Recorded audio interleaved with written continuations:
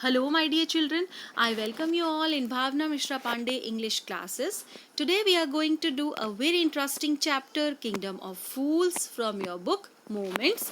So let's start. First of all, the author A.K. Ramanujan, and the full name Atipate Krishnaswamy Ramanujan was an Indian poet born on 16th March 1929, Mysuru, and he was died on 13 July 1993, Chicago, Illinois, United States. He wrote in both English and Kannada languages, and the awards he won: Padma Shri, MacArthur Fellowship, and Sahitya Academy Award. So let's see the introduction first of all, then we'll do the summary. So the story is a Kannada folk tale taken from Folk Tales from India. So the story is a Kannada folk tale and it is taken from Folk Tales from India. The story is all about the Kingdom of Fools. किसके बारे में है? Kingdom of Fools यानी मूर्खों के बारे में है. This kingdom is ruled by a foolish king and his foolish ministers. तो यहाँ पे किसका शासन था इस किंगडम में? Foolish king का and उसके foolish ministers का. So once they ordered, who? King with ministers, they ordered that night should be considered as day and vice versa. Vice versa means night should be considered as day and day should be considered as night. So one day a guru and his disciple means a pupil, or you can say shishya. So guru and shishya visited this kingdom and are surprised to find the entire kingdom asleep during the day. So they were surprised. क्या देख के उनको surprise हुआ कि entire kingdom means the whole kingdom was sleeping during the day. The guru immediately leaves the kingdom with his disciple as he feels danger in staying in such a kingdom. So what did the guru do? Actually the guru was a wise person. So what did he do? He said his disciple that we should leave this kingdom. हमको इस kingdom को छोड़ देना चाहिए because staying here there will be danger. अगर हम यहाँ रहते हैं तो यहाँ पे कुछ खतरा हो सकता है. So the summary. There was a kingdom of fools, you know very well. In this kingdom, both the king and the ministers were idiots. वो idiot थे, foolish थे. They reversed everything and denied justice to their people. तो they reversed everything. उन्होंने सारी चीज़ों को क्या कर दिया था? उल्टा पुल्टा कर दिया था. And denied justice यानी कि कोई justice भी नहीं. Justice means किसी को न्याय भी नहीं दिलवाते थे. They changed day into night and night into day. उन्होंने क्या कर दिया था? सब कुछ रिवर्स यानी डे को नाइट में एंड नाइट को डे में चेंज कर दिया था. They ordered their people to sleep during day. What was the order? That during the day, daylight में आपको क्या करना है? The work of night means you have to sleep during the day, and when it's get dark, जब रात हो जाए तब आपको you should do the work of daylight में जो work करते हैं वो सब आपको night time में करने हैं. So anyone who disobeyed this order would be put to death. So if anyone will not obey, अगर कोई इस बात को नहीं मानेगा तो उसको क्या कर दिया जाएगा? उसको मार दिया जाएगा. The people did accordingly and the people did whatever was said by the king. So one day two men, a guru and his disciple, visited the kingdom and found everything reversed. So one day two men, a guru with his shishya, with his pupil, visited the kingdom and found everything reversed. उन्होंने देखा क्या? सब कुछ क्या था? उल्टा पुल्टा था. They were surprised to see people sleep in the broad daylight when they visited. They were so much surprised. उनको बहुत आश्चर्य हुआ. They were amazed to see that during this sunny day, all the people are sleeping. No hustle and bustle was there in the kingdom. कोई क्या थी वहाँ पे? बिल्कुल शांति थी, कोई चहल पहल नहीं थी. एंड व्हेन डार्कनेस स्प्रेड, और जब चारों तरफ अंधेरा छा गया, एवरीवन बिकेम एक्टिव. सब क्या हो गए? एक्टिव हो गए. Their surprise doubled when they went to the market and found that everything cost the same. Means when they went to the market, they noticed that हर चीज की जो कीमत है वो क्या है, बिल्कुल सेम है. What is the price of everything? A single डूडू. So एक सिंगल डूडू आप दीजिए and in return you can purchase anything. So the Guru and his disciples were very happy because the system allowed them to buy all the food they wanted for a rupee. So Guru and disciple बहुत happy हुए क्योंकि system में क्या था कि एक डूडू में आप कोई भी चीज़ खरीद सकते हो. Means उसमें आप घी भी खरीद सकते हो, चावल भी खरीद सकते हो, दाल भी खरीद सकते हो, anything you can purchase. So 1 रुपए में सब कुछ खरीद सकते थे. Means the currency was Dudu. The Guru was a wise person. Guru जो था, he was very witty. He told his disciple, what did he say? That it would not be safe for them to stay in the kingdom of fools. गुरु और शिष्य के लिए वहाँ पे रहना जो था वो सेफ नहीं था. Who said so? Guru said to his disciple, not disciples. This is disciple. Okay, but the disciple was not ready to leave the place because good and cheap food was available there. क्योंकि जो भी चीज़ें वहाँ पे थी वो क्या थी, सब बहुत ज़्यादा सस्ती थी. So disciple was ready to stay in that kingdom only. So the Guru left the kingdom, but Guru, what did he do? He left the kingdom. उसने kingdom छोड़ा and the disciple stayed on. और disciple जो था, उसका शिष्य जो था वो वहीं पे रहा. Being a great foodie, he ate all his fill every day and became fat in a few days. तो वो बहुत ज़्यादा फूडी था, मतलब खाने की उसको बहुत ज़्यादा, खाना बहुत अच्छा लगता था, बहुत ज़्यादा खाता था. एंड वो क्या करता था, सारा दिन एवरी डे बहुत सारा खाता. एंड थोड़े ही दिनों में with in few days he became fat, बहुत ज़्यादा फैट हो गया था, मोटा हो गया था. So one day what happened? A thief broke into a rich merchant's house, making a big hole in the wall. So one day what happened? क्या हुआ कि एक मर्चेंट के हाउस में एक कोई थीफ घुस गया. Okay, break into the house. Break into the house मतलब सेंध लगाना किसी के घर में जबरदस्ती. Enter forcefully. कैसे घुसा? एक बड़ी सारी वॉल एंड वॉल में एक बड़ा सारा होल करके ही went inside the house of a merchant. Listen carefully students. But as he was going out with the stolen things, means when he did the stealing, जब उसने चोरी कर ली, and when he was coming out, the wall of the old house collapsed on his head and killed him on the spot. So what happened when he was coming out after stealing all those things? The old house, the wall of that house collapsed. Wall जो थी वो गिर गई. Collapsed means वहीं ढेर हो गई. वहीं पे वो जो वॉल थी वो गिर गई. कहाँ पे गिरी? On the head of the thief. Thief के सिर पे गिरी. And then and there the thief died. The thief killed. The brother of the thief came running to the king and pleaded him to punish the merchant for not building a good and strong wall. What happened there?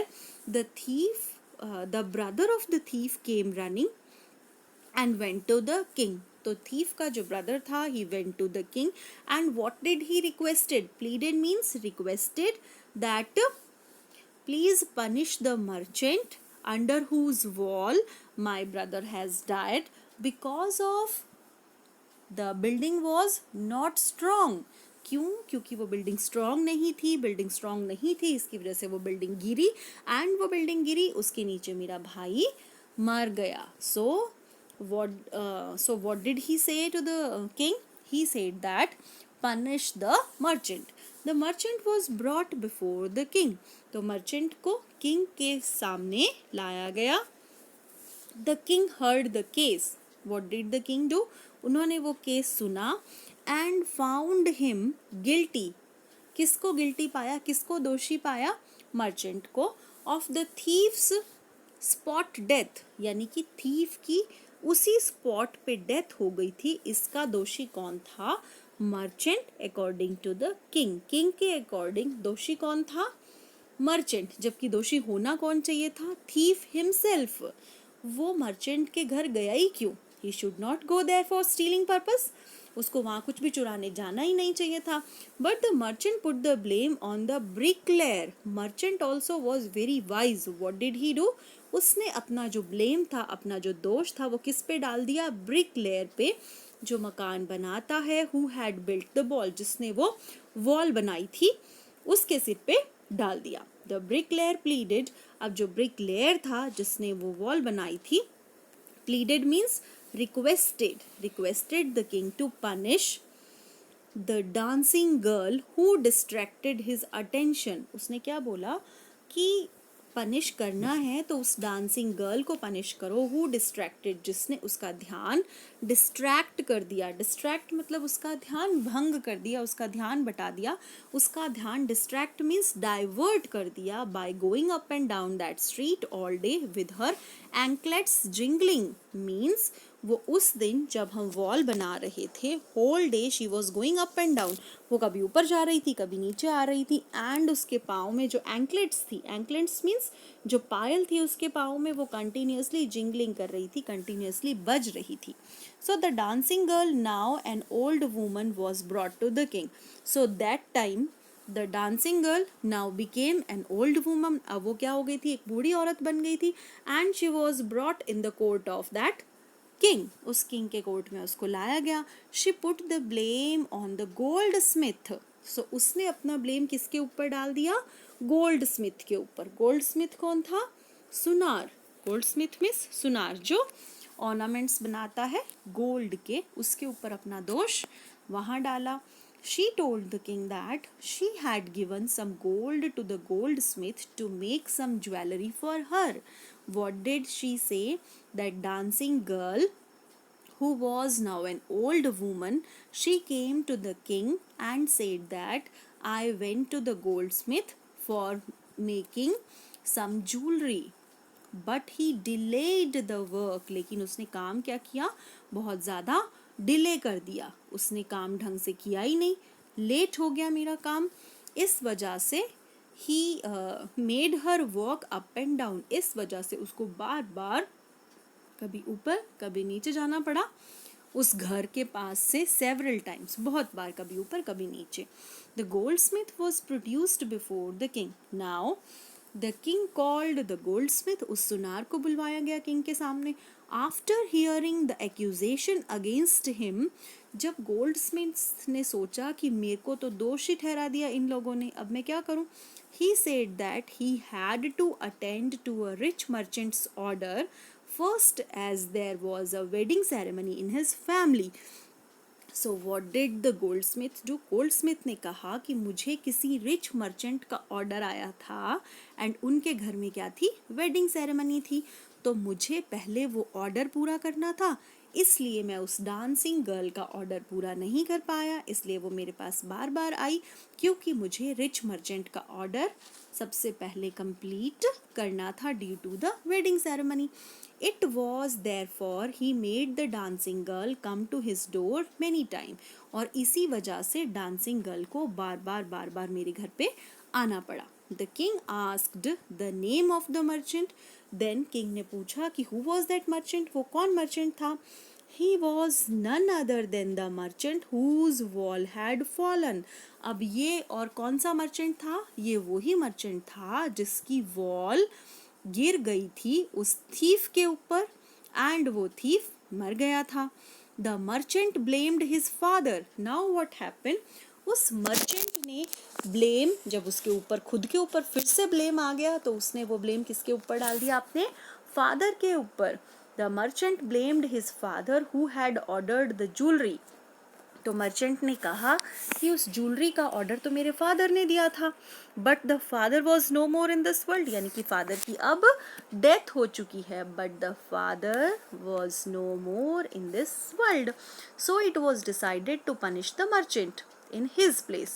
So what did the king decide? King ने decide किया कि कोई बात नहीं, ये father is no more, father नहीं है, तो उनके बदले जो blame है वो आप पे डाला जाए, जो punishment है वो merchant को दिया जाए. A new stake was ordered to be ready for the execution. So stake means सूली, एक सूली चढ़ाई जाए, एक फंदा बनाया जाए, उस सूली पे किसको चढ़ाया जाएगा? मर्चेंट को. तो मर्चेंट को सूली पे चढ़ाने के लिए क्या वो बनाई गई, सूली प्रिपेयर करने को बोला.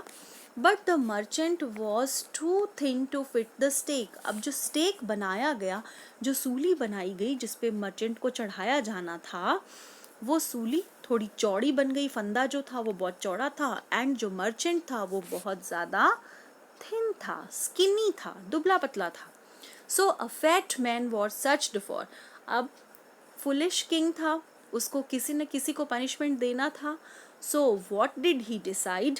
ही डिसाइडेड दैट कि किसी फैट मैन को ढूंढा जाए और उसको ही सूली पे चढ़ा दिया जाए.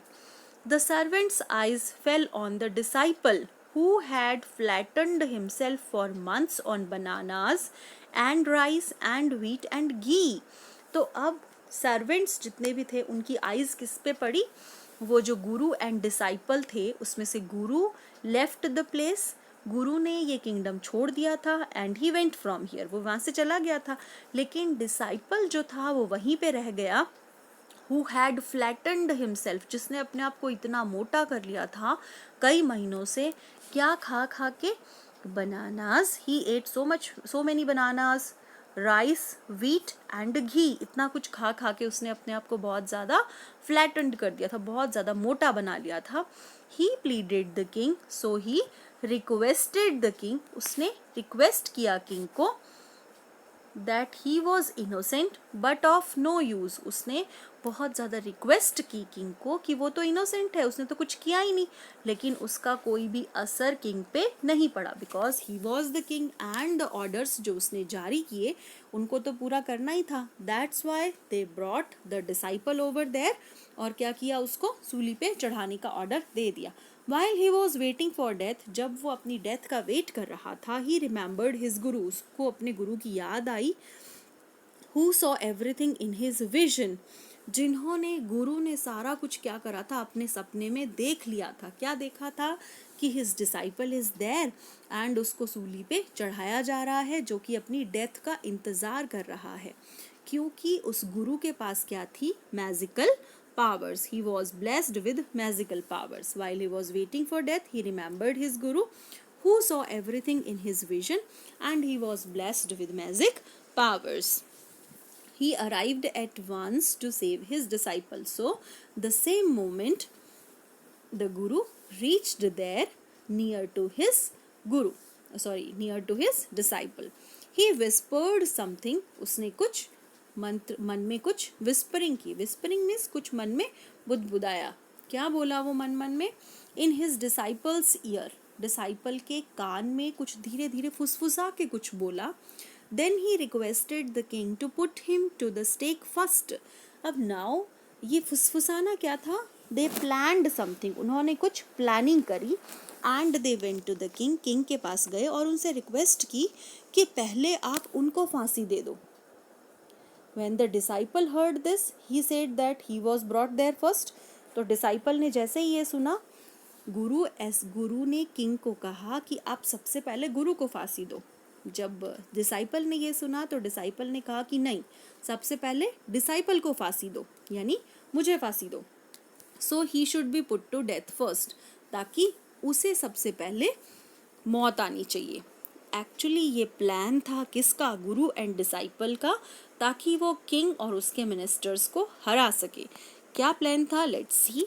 The king was surprised to see the fight between guru and his disciple over the issue of who should be executed first. अब किंग को बहुत सरप्राइज हुआ कि दोनों के बीच में मरने के लिए क्यों फाइट हो रही है. किसके बीच में? गुरु और डिसाइपल के बीच में, और वो भी किसको सबसे पहले सूली पे टांगा जाए, इस बात के बारे में. क्यों ऐसा हो रहा है? क्योंकि मरना कोई भी नहीं चाहता, एंड सबसे पहले किसको टांगा जाए, इसी बात पे फाइट हो रही है. When the king asked them the lesson, king ने सबसे पहले जब ये पूछा कि आप ऐसा क्यों कर रहे हो, इसका क्या रीज़न है, ये जो आप आपस में फाइटिंग कर रहे हो अबाउट हैंगिंग ऑन दैट, उस फंदे पे टांगे जाने के लिए सबसे पहले आप जो लड़ाइयाँ कर रहे हो, इसके बीच में रीज़न क्या है।